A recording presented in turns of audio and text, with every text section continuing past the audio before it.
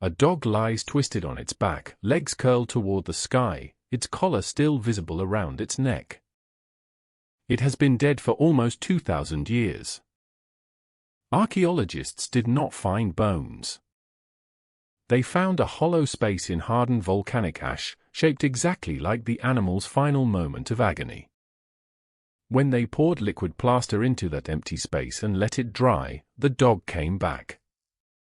Not alive, but visible, for the first time since the day it died gasping for air it could no longer breathe. That dog belonged to a city called Pompeii, a busy Roman town on the Bay of Naples, in what is now southern Italy. On a single day in the year 79 AD, Pompeii vanished. Not slowly, the way ruins usually vanish, worn down by wind and time. It vanished in hours, buried under volcanic ash and stone so completely that for over 15 centuries, most people forgot it had ever existed. Before we go further, picture the town as it actually was, not as a ruin, but as a living place. Pompeii held somewhere between 11 and 15,000 people. It had bakeries with stone ovens still holding loaves of bread. It had bathhouses, a large outdoor theater, wine bars with counters built into the street, and villas painted in deep red and gold. People walked on stepping stones raised above the road so their sandals would not get dirty when the streets flooded. This was not a forgotten backwater.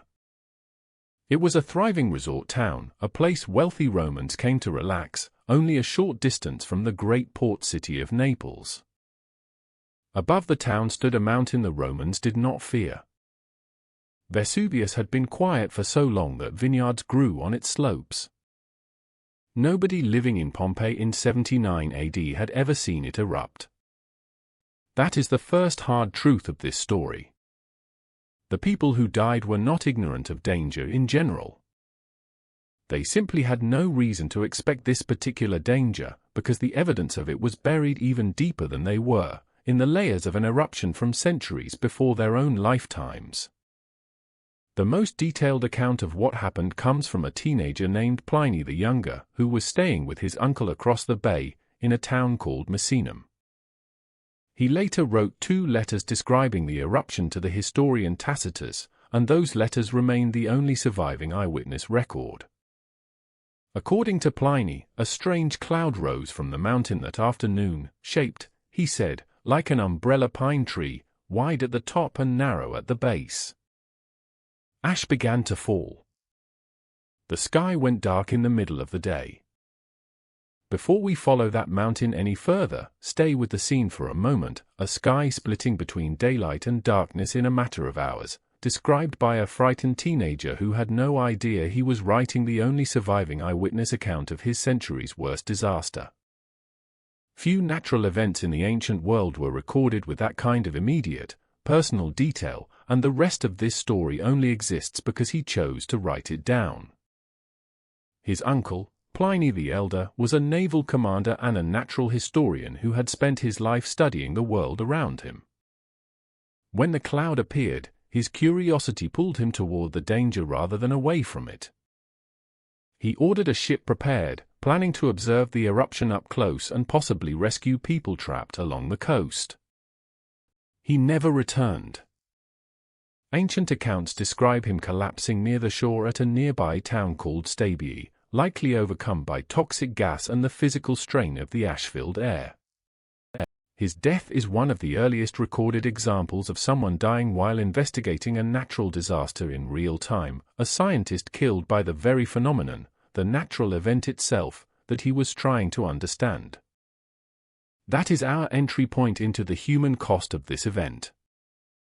But the deeper question, the one that has occupied historians for centuries, is simpler and harder. What exactly happened to the people who stayed behind in Pompeii itself, and how long did they have to escape?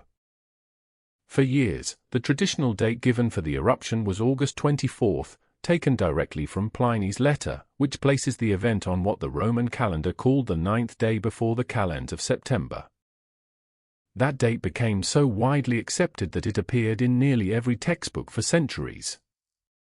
But archaeology does not always agree with old letters, and starting in the 18th century, researchers began noticing details that did not fit a summer eruption at all. Preserved fruit found among the ruins, walnuts, pomegranates, and grapes already pressed for wine, seemed more typical of early autumn than late August. The debate deepened in 2018, when archaeologists uncovered a charcoal inscription on a wall inside a house being renovated at the time of the eruption. It read, in Latin, on the 16th day before the calends of November, a date corresponding to October 17th. If a construction worker had written that note in fragile charcoal shortly before the eruption, it suggested Pompeii was still a functioning town more than 7 weeks after its supposedly recorded destruction date. The director of the site admitted publicly that historians might need to reconsider what they thought they knew. That single piece of charcoal reopened one of the oldest arguments in Roman archaeology.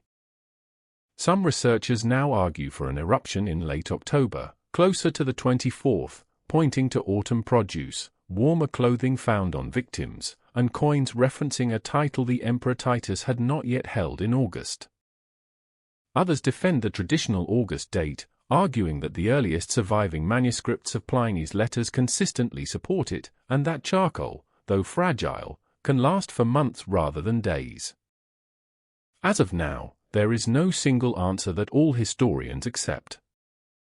The exact date remains genuinely unresolved, which is a rare and honest admission in a field that usually prefers certainty. What is not disputed is the sequence of destruction itself, because the layers of ash and rock preserve it with extraordinary precision. The eruption began with a column of pumice and ash shooting nearly 20 miles into the sky, then falling back down over the town for close to 18 hours. This gave many residents time to flee, and a significant number of Pompeii's population likely escaped during this first phase, walking away from the coast with whatever belongings they could carry. Those who stayed, whether from age, illness, disbelief, or simple bad luck, faced something far more sudden the following morning. The eruption column collapsed, sending a fast-moving current of superheated gas and volcanic debris racing down the mountain at speeds that could exceed 100 miles per hour. This is called a pyroclastic surge, and it did not give its victims time to run. Temperatures inside these surges are now estimated to have reached several hundred degrees Celsius. Recent forensic research, led by volcanologist Pier Paolo Petrone and colleagues, examined the way victims' bones fractured and their body positions froze, and concluded that many people likely died within seconds from the extreme heat itself, rather than slowly suffocating on ash, as had long been assumed. Death, in many cases, came almost instantly, a discovery that changed how historians understood the final moments in this city, replacing a long, agonizing image with one that was faster and, in its own grim way, closer to painless. If you have ever wondered how a single afternoon of violence could preserve so much detail about daily Roman life, this is the moment that answers it. The town was not destroyed in the way fire destroys a building. It was sealed. Ash and pumice, sometimes 20 feet deep, covered streets, courtyards, and rooms so completely that air and moisture were locked out. Wooden furniture, bread, wall paintings, even the wooden framework of doors, all of it survived under that seal in a way that almost never happens anywhere else in the ancient world. For 15 centuries, though, nobody knew any of this was still there. Pompeii was not simply hidden. It was actively forgotten. Roman writers stopped mentioning it by name within a generation or two. The rivers around the region shifted course, farmland grew over the site, and by the Middle Ages, local families were simply living and farming on top of a buried city without any memory of what lay beneath their feet. The first hint of what remained came almost by accident. In 1599, an architect named Domenico Fontana was digging a channel to redirect a nearby river when his workers struck ancient walls covered in paintings and inscriptions. At the time, nobody connected this to Pompeii. The find was noted, then largely ignored, buried again beneath assumptions and other priorities for nearly a century and a half. real excavation did not begin until 1748, when workers under the patronage, meaning the financial backing and protection, of King Charles of Bourbon started digging into the site with intention, though their early goals had little to do with historical understanding. Treasure hunting, not archaeology, drove much of this early period. Statues, jewelry, and decorative objects were pulled out and carried off to royal collections, often with little record kept of exactly where they had been found or what surrounded them. It would take more than a century before excavation became something closer to a science. That transformation happened largely because of one man, Giuseppe Fiorelli, who took charge of the site in 1863. Fiorelli noticed something earlier excavators had overlooked entirely: small hollow cavities scattered through the hardened ash layer. These were not empty by accident. They were the spaces left behind after human bodies had decomposed, or slowly broken down, inside the compacted ash, leaving perfect molds of the moment of death. Fiorelli developed a method of carefully pouring liquid plaster into these voids, letting it harden, then excavating around it. The results were unlike anything archaeology had produced before. Not skeletons. Not statues. The actual final postures of real people, a mother curling around a child, a man covering his face with his arm, figures frozen exactly as the heat and ash had taken them. If you find yourself picturing those shapes right now, sit with that discomfort for a moment, because it is the same discomfort that has kept people returning to this story for over 250 years of formal excavation, and it is worth understanding honestly rather than looking away from. Excavation at Pompeii has never really stopped since Fiorelli's time, and it continues today.